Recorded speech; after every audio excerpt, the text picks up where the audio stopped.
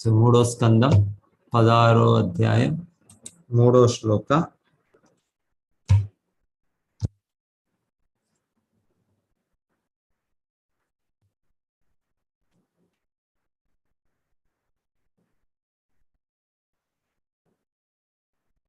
యస్త్వేతయోర్ధృతో దండో భవద్భిర్మామనువ్రతై స ఏవానుమతో అస్మాభిర్మునయో దేవహేళనా.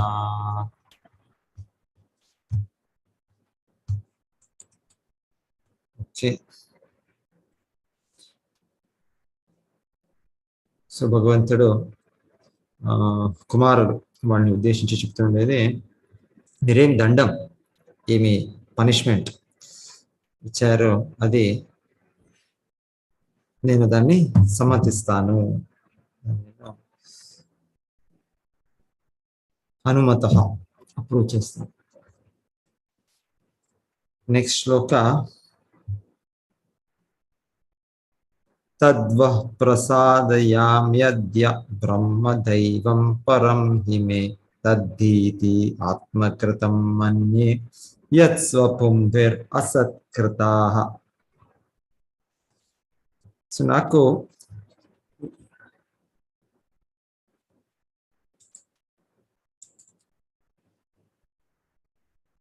అనువాదము, బ్రాహ్మణులే నాకు పరమ ప్రియులైన వారు. ఈ ద్వారపాలకులు నా సేవకులైన కారణమున వారు చూపిన అగౌరవము వాస్తవమునకు నా చేతనే ప్రదర్శింపబడినది.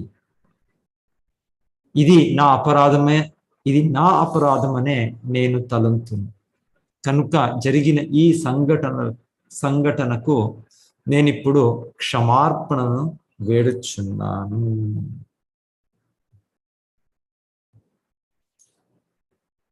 సో బ్రాహ్మణులే నాకు పరమ ప్రియులైన వారు.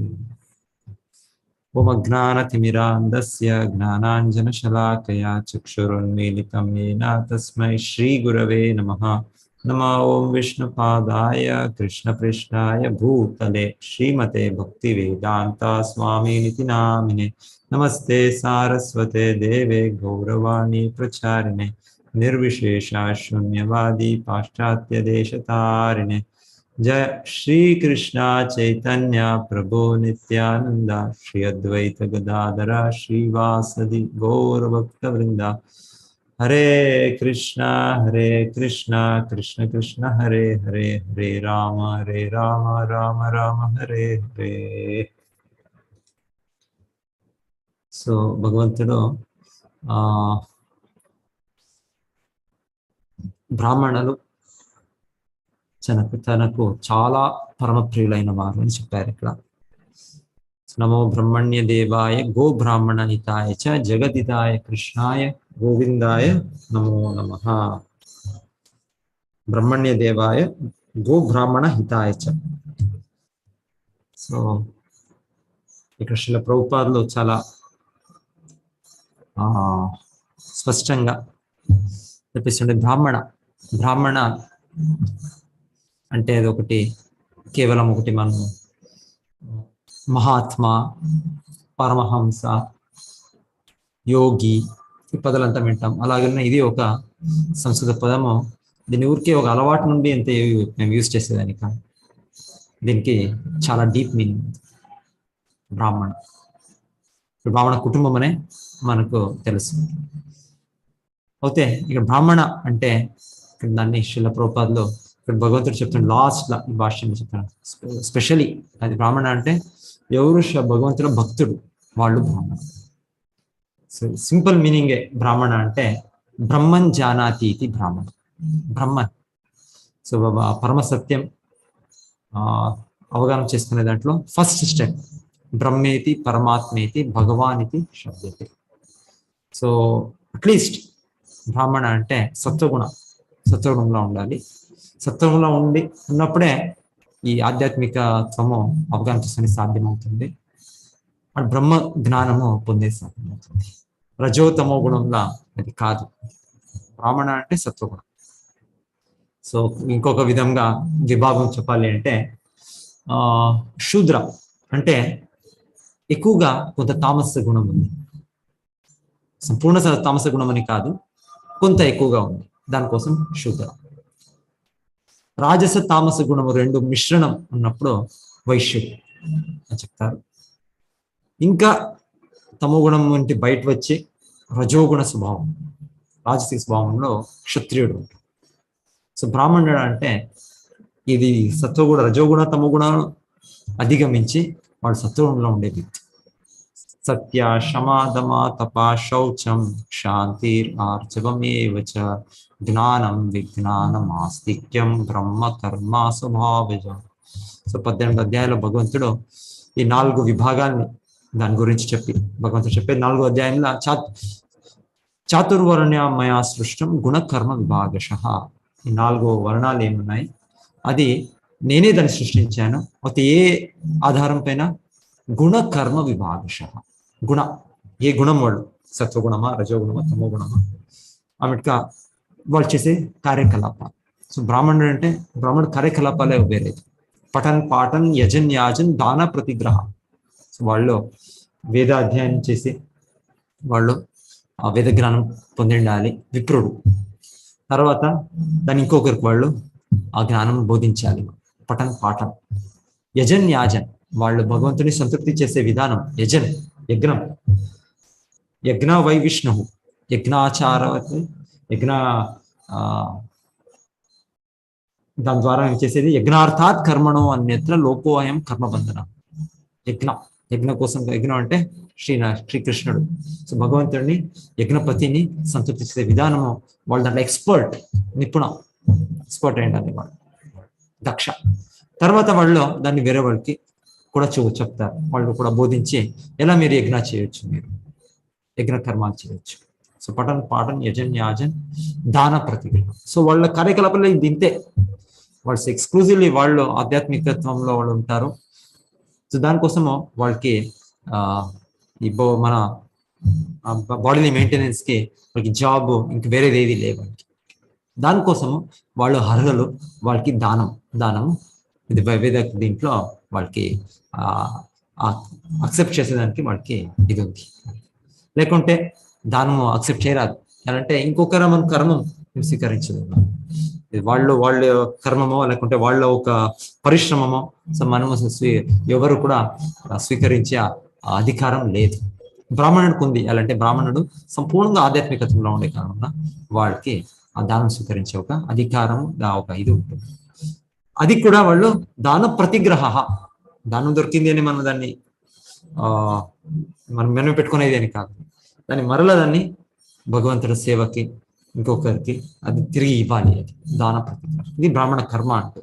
సో ఇక్కడ ఈ శ్లోకాల భగవంతుడు చెప్పేది, బ్రాహ్మణ నాకు చాలా ప్రియుడు అని చెప్పే పాయింట్ అంటే ఆ విధమైన బ్రాహ్మణుడు ఎవరు, ఈ కార్యకలాపాలు గుణ కర్మల బ్రాహ్మణుడైన. సో ప్రభుపాద చాలా సింపుల్ గా భాష్యంలో ఆ బ్రాహ్మణుడు అంటే వైష్ణవుడు అని చెప్తారు. వైష్ణవ అంటే ఏమి? విష్ణు అస్య దేవత, సర్వస్వము విష్ణు కృష్ణ, ఇంకేమీ లే. వైష్ణవ అంటే అంతే. అన్యాభిలాషిత శూన్యం జ్ఞాన కర్మాజనావృతం ఆనుకుల్లేన కృష్ణానుశీలనం భక్తిరుత్తమ.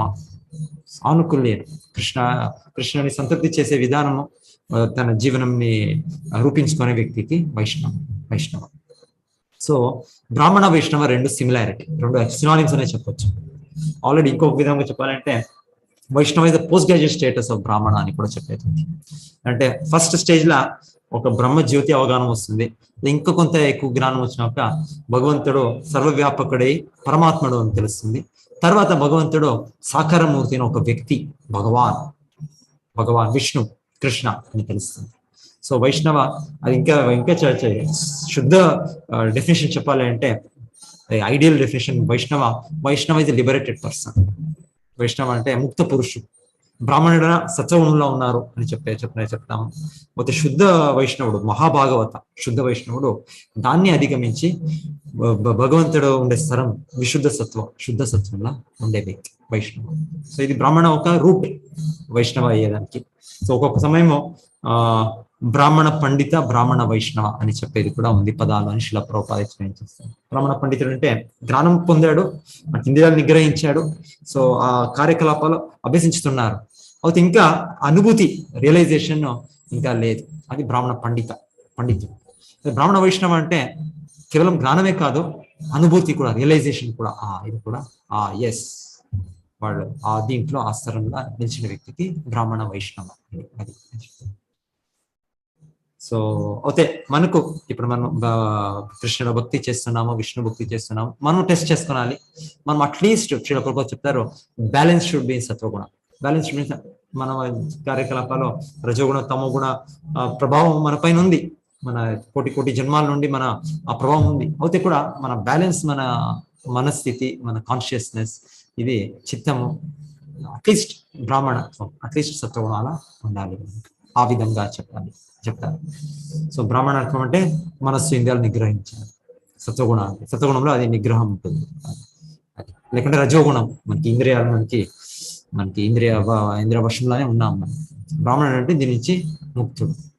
క్షమాధమ ఫస్ట్, సత్య క్షమాధమ, ఇంద్రియాలు మనస్సు రెండు నిగ్రహం అవుతుంది. సత్య సమాధమ, తపస్సు చేసే ఇది తప. శౌచం లోగా బయట. సో బయట మేము వస్త్రం మార్చేదో, మేము స్నానం చేసేదో, దీని నుండి బయట మనము లోగా అంటే మనం కామ క్రోధ లోభ నుండి ముక్తులు ఉండేది. అది శుచిత్వం. శ్రమ దమ తప శౌచం. క్షాంతి అంటే సహన, టాలరెన్స్. సో మన చిన్న విషయాలకి మనము ఉద్వేగం కారాదు. శాంతి, ఆర్జవం, సింప్లిసిటీ, స్ట్రైట్ ఫార్వర్డ్. శాంతి, ఆర్జవం. జ్ఞానం, విజ్ఞానం, ఆస్తిక్యం. సో థియరిటికల్ నాలెడ్జ్, విజ్ఞానం, దాని అప్లికేషన్ ఎలా మనము దాన్ని ప్రాక్టికల్ లైఫ్ లో, డే టు డే లైఫ్ లో అప్లై చేయాలి. జ్ఞానం, ఆస్తిక్యం అంటే సంపూర్ణ నమ్మకం భగవంతుడు. శ్రీకృష్ణుడు కంట్రోల్లో ఉన్నారు. శ్రీకృష్ణుడు నన్ను రక్షించుతాడు, అవశ్య రక్షిబే కృష్ణ. సో నాస్తిక్ లేదా నేను బ్రాహ్మణుడు, నేను నాస్తిక్ అని చెప్తారు కొంతమంది. అది బ్రాహ్మణ కాదు. అది కొంతమంది నేను బ్రాహ్మణ కుటుంబంలో పుట్టాను, ఇంకొకటి విధంగా నేను బ్రాహ్మణ అయితే నేను నాస్తికుడు చెప్తాను, నేను రేషనలిస్ట్. ఆ విధంగా లేదు, అది పాసిబిలిటీ లేదు. అది బ్రాహ్మణ అంటే యస్ టు బి ఆస్తిక్. వాళ్ళు భగవంతుడు నమ్మాలి, భగవంతుడ భక్తుల అదే బ్రాహ్మణుడైన నిజమైన బ్రాహ్మణుడు. సో బ్రాహ్మణ్య దేవ, నమో బ్రహ్మణ్య దేవ, కృష్ణుడికి చెప్పేది బ్రాహ్మణుడు పూజించే భగవంతుడు బ్రహ్మణ్య దేవ. సో అది నిజమైన బ్రాహ్మణుడు. సో ఆ వ్యక్తి ఎవరు ఆ విధంగా అభ్యసించి వాళ్ళు కార్యకలాపాలు ఉన్నారు. భగవంతుడు చెప్తున్నారు, నాకు చాలా ఆత్మీయులు. సో వాళ్ళు చాలా ఆత్మీయులు. మీరు చేసిన ఇది డిసిషన్ సరి, అది మీరు చేసేది నేను కంప్లీట్ గా నేను అప్రూవ్ అవుతుంది, నేను దాన్ని సమ్మతిస్తాను అని చెప్తున్నా భగవంతుడు. ఇది అంతేకాక భగవంతుడు ఇది నా అపరాధమే అని తెలుసుకోవాలి. ఇలాంటి వీళ్ళు నా భృత్యులు, నా పార్షదులు, నా సేవకులు. సో ఇది రెస్పాన్సిబిలిటీ. సో భగవంతుడు మనం ఎప్పుడైనా రెస్పాన్సిబిలిటీ మన పైన ఏమైనా వస్తే వేరే వాళ్ళ పైన మేము వేసేస్తాం. నేను చేయలే, వాళ్ళు చేశారు, వాళ్ళు తప్పు చేశారు, వీళ్ళు తప్పు చేశారు అని నేను ఫాల్ట్ వాళ్ళ పైన చెప్తాను. అయితే ఇక్కడ ఏమి భగవంతుడిది ఏమి ఫాల్ట్లే, నారాయణుడిది, కృష్ణుడిది. అయితే కూడా భగవంతుడు తన పార్షదులు, తన భక్తులు చేసిన ఒక అపరాధము భగవంతుడే స్వీకరించి, ఈ నన్నుండినే అయింది ఈ అపరాధము, సో నన్ను క్షమించండి అని భగవంతుడు క్షమాపణ భగవంతుడు వేడుచున్నారు. సో ఇది భగవంతుడ దివ్య గుణం ఇది. సో భగవంతుడు సహజంగా అంతా ఈ దివ్య గుణాలతో భగవంతుడు ఉన్నారు, సహజంగా భగవంతుడు.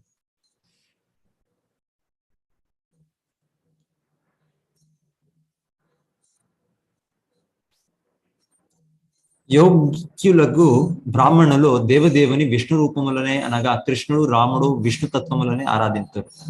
బ్రాహ్మణ వంశమున జన్మించిన వైష్ణవులకు విరుద్ధము కర్మలను అనుసరించు నామమాత్ర బ్రాహ్మణునిగా అంగీకరింపరాదు. ఏలైనా బ్రాహ్మణుడనగా వైష్ణవుడనియో, వైష్ణవుడనగా బ్రాహ్మణుడనియో భావమై ఉన్నది. భగవద్భక్తుడైన వాడు సైతము బ్రాహ్మణుడే. బ్రహ్మజానాతీతి బ్రాహ్మణ అనున్నదే సూత్రం.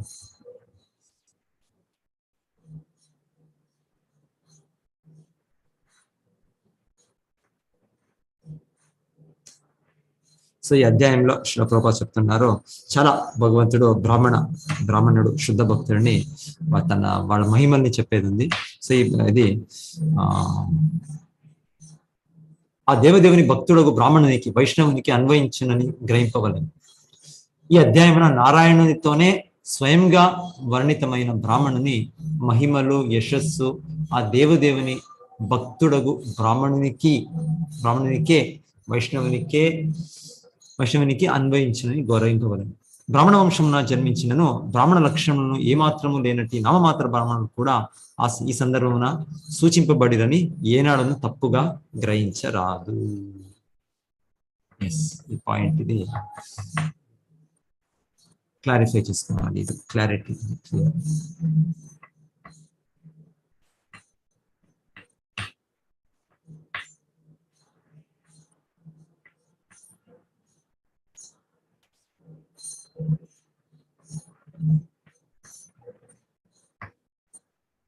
ఇంకొక శ్లోకాన్ని చూపిస్తాం. 5th శ్లోక.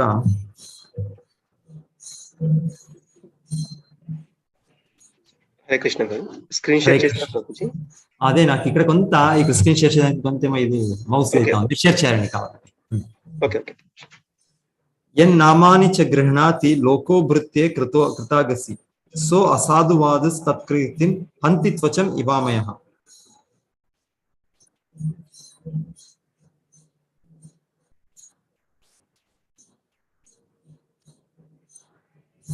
దీని అనువాదం ఇలా ఉంది. దేహము పైన గల శ్వేత కుష్ఠుపు శ్వేత కుష్ఠుపు మచ్చ చర్మము నంతటిని చేరచున్నట్లుగా సేవకునిచే వనర్పబడిన తప్పిదము జనసామాన్యము అతని యజమానినే నిందించినట్లుగా చేయును.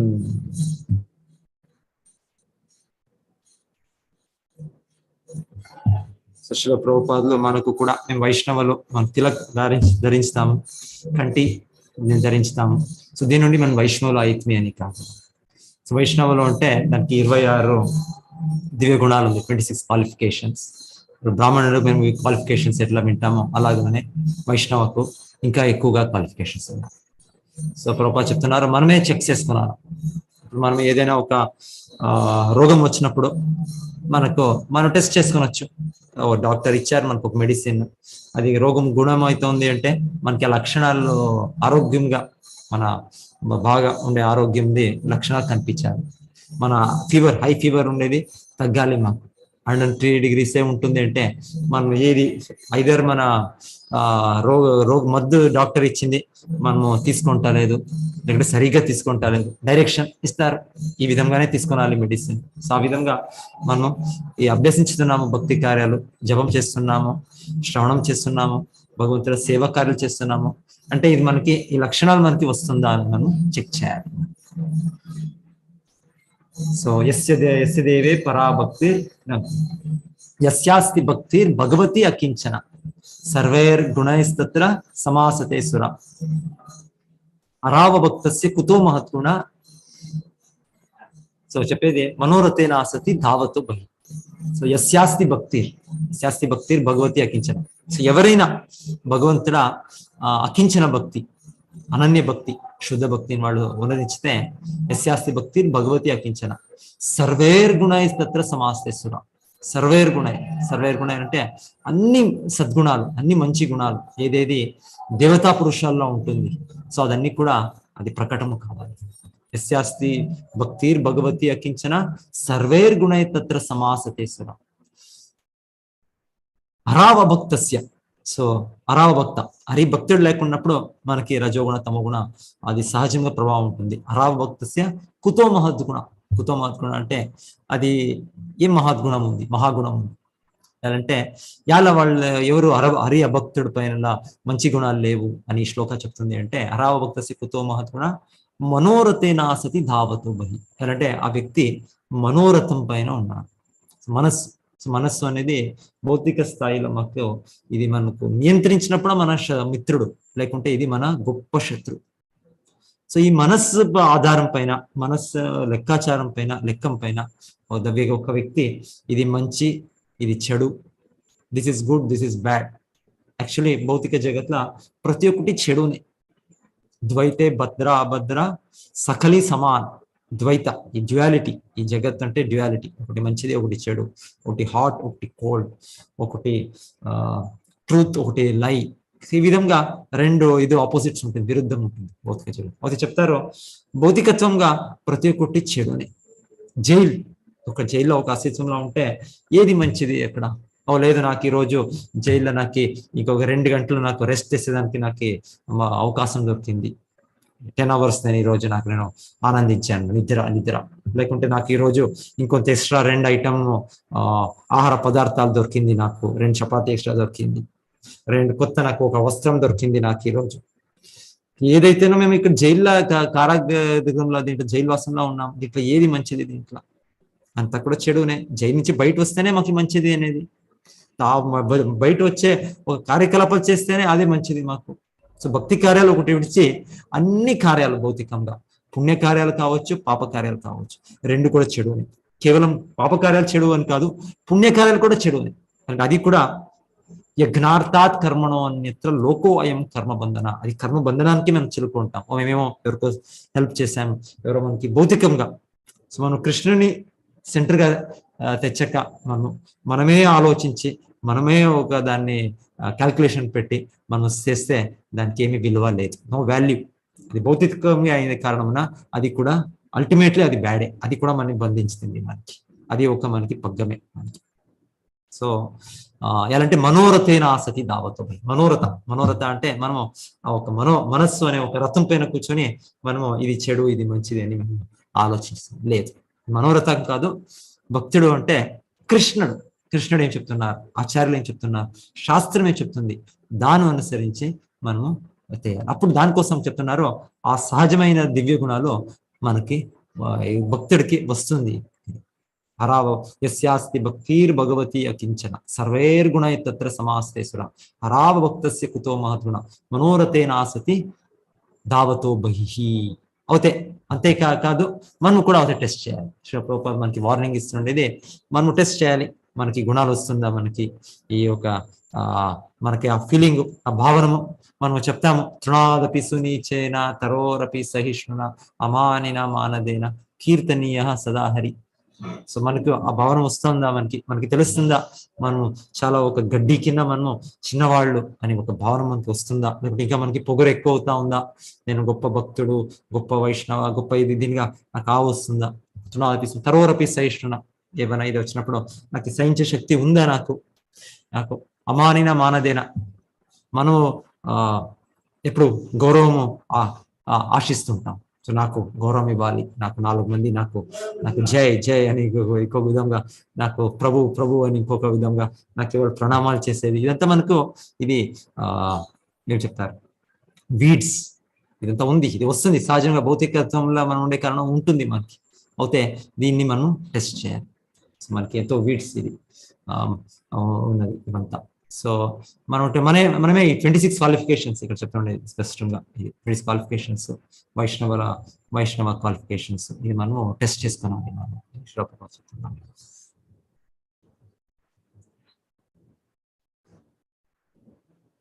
సో కృష్ణ పుస్తకంలో కూడా మేము వినేది, నారదులు వచ్చినప్పుడు కృష్ణ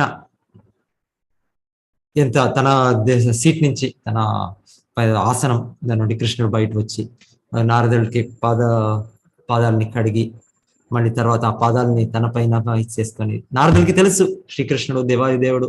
అయితే ఇప్పుడు క్షత్రియుడుగా ఒక గృహస్థ ధర్మంలో పాలించే విధంగా భగవంతుడు ఉండే కారణంగా వాళ్ళు స్వీకరించారు. వాళ్ళు ఏం చేస్తున్నారు, వాళ్ళు స్వీకరిస్తుంటారు. సో భగవంతుడు చూపుతుండేది ఏ విధంగా మనము ఒక శుద్ధ బ్రాహ్మణుడు వైష్ణవుడు శుద్ధ వీడిని ఎలా మేము గౌరవించాలి అని భగవంతుడు చూపే ఒక విధానం.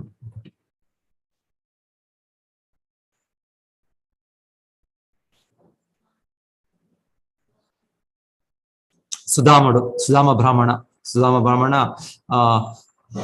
అక్కడ ఫస్ట్ వచ్చినప్పుడు బయట వాళ్ళు సెక్యూరిటీ వాళ్ళు ఎవరు ఉంటారు, వాళ్ళు కూడా చాలా ఏమీ సరిగా ఆ వస్త్రం లేదు, ఇంకొకటి లేదు, చాలా ఆల్మోస్ట్ ఏమీ ఇదే లేదు, హెల్తీగాను అట్లా ఉన్నారు వాళ్ళ స్థితి చూస్తే.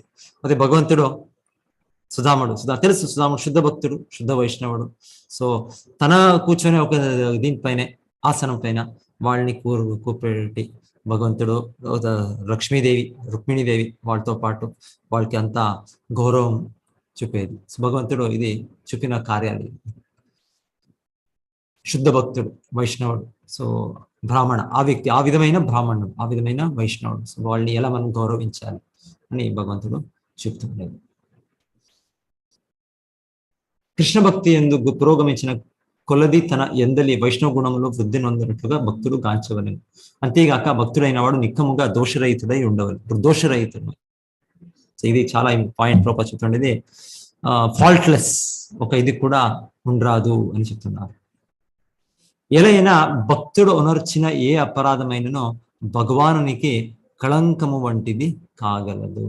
కనుక ఇతరుల తోడి వ్యవహారమునందు ముఖ్యంగా వేరొక భక్తునితో వ్యవహరించినప్పుడు సదా అప్రమత్తుడై ఉండుట భక్తుని ధర్మము.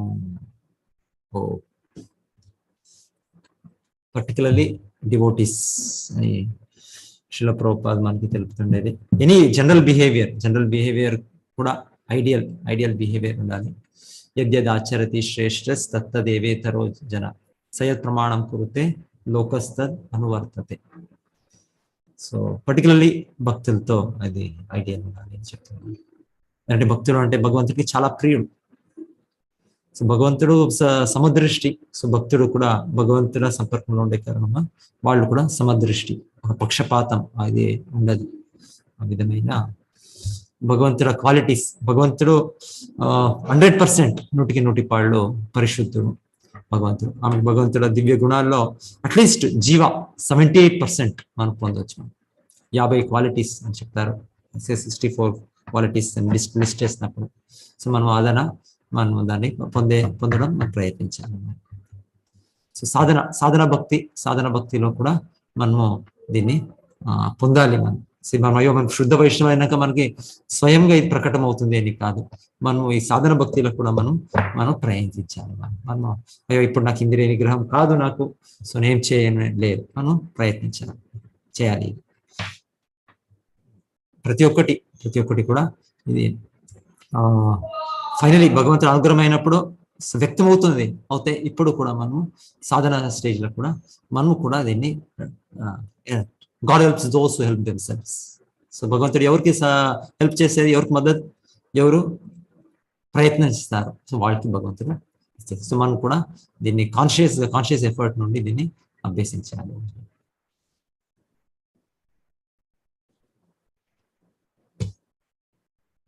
ఇక్కడ ఎగ్జాంపుల్ శ్వేత కుష్ఠుకు, వైట్ లెప్రసీ. సో ఒక స్పాట్ అది ఉంటే అది అట్లా స్ప్రెడ్ అవుతుంది. అది ఒక ఇండికేషన్ ఆల్రెడీ బాడీ అంతా ఫుల్ ఇన్ఫెక్టెడ్ అయింది అని. సో ఆ విధంగా ఇక్కడ చెప్తుండేది ఒక సేవకుడు కూడా చేసే ఒక ఇది, అది సేవకునిచే వనర్పబడిన తప్పిదము జనసామాన్యం అతని యజమానినే నిందించినట్టుగా చేయను.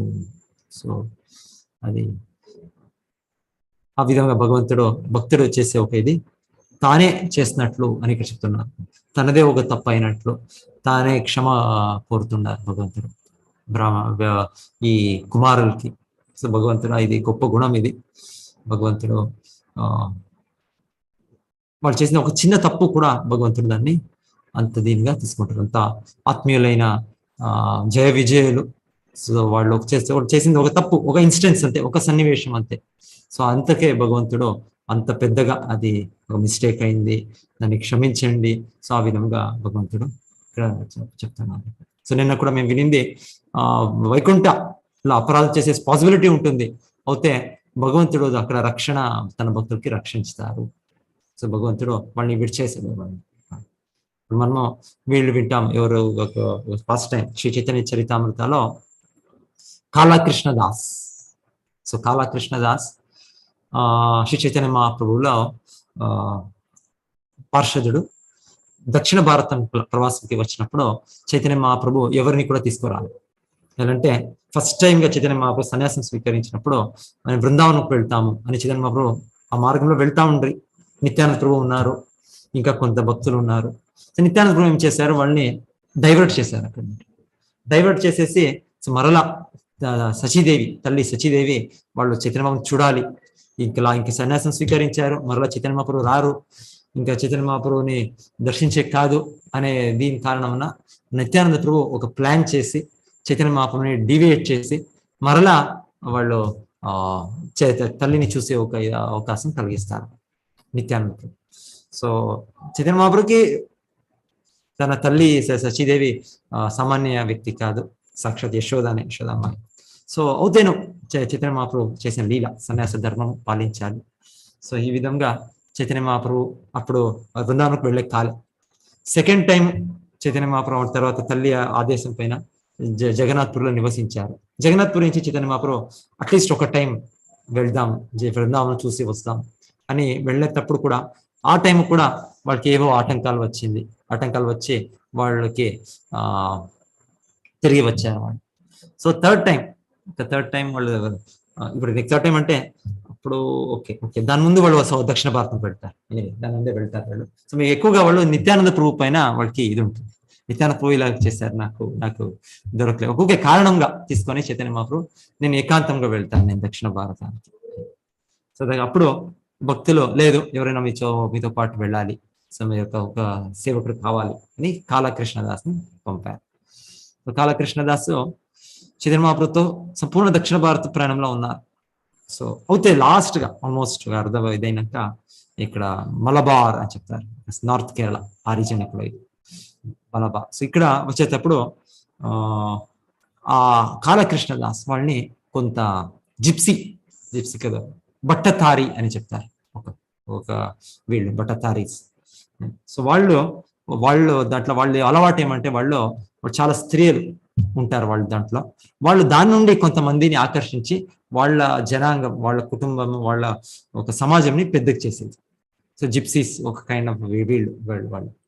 సో ఇది చైతన్య మహాప్రభు ఆ ప్రాంతం ఆ ప్రదేశానికి వచ్చినప్పుడు ఇది కాళకృష్ణదాస్ని వాళ్ళు కొంత డివేట్ చేసి అంటే వాళ్ళ మనసు వాళ్ళు చైతన్య మహాప్రభుని విడిచేసి వాళ్ళ సంఘం పెడతారు. సో చైతన్య మహాప్రభు చూస్తారు, ఎక్కడ నా భృత్యుడు, నా సేవకుడు. సో సాక్షాత్ శ్రీకృష్ణుడే చైతన్య మహాప్రభు. సో వాళ్ళ శిష్యులు, వాళ్ళ భృత్యుడు, వాళ్ళ సేవకుడు, వాళ్ళు చైతన్య మహాప్రభుని విడిచేసి వాళ్ళు ఒక ఇంద్రియ ఆకర్షణతో, ఒక స్త్రీ ఆకర్షణతో వాళ్ళు ఇంకొక దగ్గర వెళ్ళారు. సో చైతన్య మహాప్రభు అక్కడ వెళ్ళి కాళకృష్ణదాస్ని వాళ్ళ జుట్టు, వాళ్ళ ఇది పెట్టుకొని వెంట్రుకలు దాన్ని పెట్టుకొని చైతన్య మహాప్రభు తీసుకొని వస్తారు. అప్పుడు అక్కడ ఉండే భట్టతారీలు వాళ్ళందరూ మీరేం చేస్తున్నారు, ఇప్పుడు మా సమాజానికి చేరిన వ్యక్తి వీళ్ళు తీసుకొని వెళ్తున్నారు అని వాళ్ళు ఆయుధాలు పెట్టుకుని చైతన్య మహాప్రభు పైన అస్త్రాలు పెట్టుకొని వస్తారు.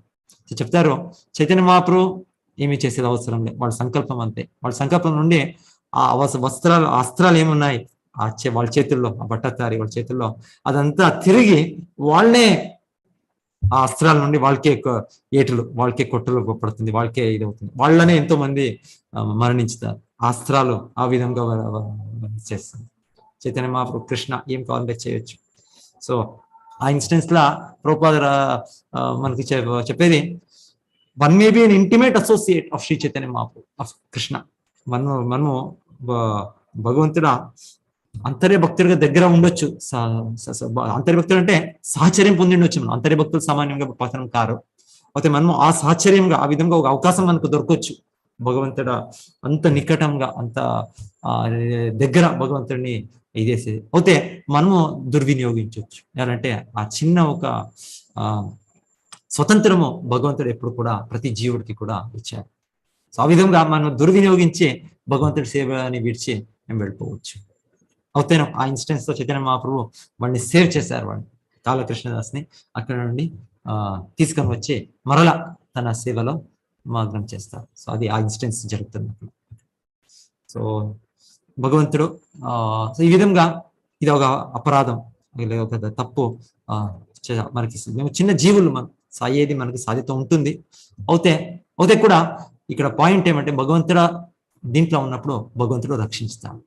భక్తుడిని భగవంతుడు రక్షిస్తాడు. భగవంతుడు వేరే దీంట్లో అది మరల పతనం అవుతుందో, మరలా ఇంకొకటి అవుతుందో, భక్తి మార్గంలో భగవంతుడు రక్షణ ఉంటుంది. రక్షణ కూడా ఉంటుంది. వేరియస్ యాంగిల్స్ మనం అవగాహన చేసుకునే ప్రయత్నిస్తాము.